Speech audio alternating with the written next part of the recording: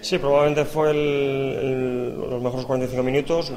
Bien, es cierto que durante toda la temporada el equipo ha estado muy serio, ha hecho partidos pues con una disciplina táctica importante y esa es un poco la idea, ¿no? Ir cogiendo la forma física y bueno, pues cruzar un poco los dedos, ¿no? de que bueno, pues las lesiones no sigan golpeando porque bueno, pues estamos teniendo un poquito de mala suerte. Sí, sí fue en serio, lo que pasa es que también hay un hándicap que bueno, el Español es un equipo que le intenta jugar, en segunda división hay pocos equipos, ¿no? Entonces los planteamientos a veces son diferentes. Equipos juegan más directos, hay que buscar más la segunda jugada y en eso hay que trabajarlo, ¿no? Creo que el partido, por ejemplo, del sábado es una buena prueba, ¿no? Pues para también mejorar otros aspectos y ya con un poquito de ganas, ¿no? La verdad es que en general el equipo, las pretemporadas siempre se hacen largas y ojalá pues empecemos con buen pie.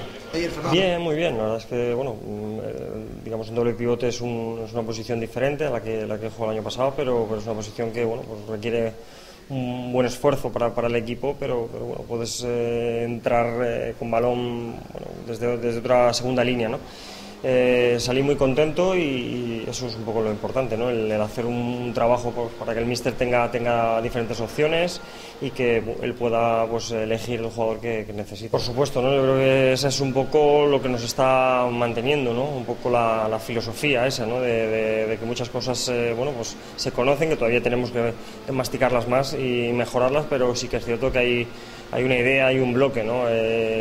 Aún así, pues está clarísimo que necesitamos más compañeros, más opciones, porque pues puedes tener una mala suerte como la que hemos tenido en Real, que 3 jugadores se nos fueron y ahora hay que hay que intentar exprimir un poco al nivel físico y eso hace que si exprimes un poco el cuerpo pues pueden llegar a este tipo de lesiones, ¿no? Sí, yo creo que son cosas que yo no me las explico, ¿no?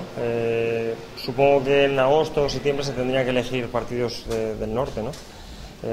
Probablemente si sale un día caluroso, pues a la 1:15 de la tarde puede ser insufrible, ¿no?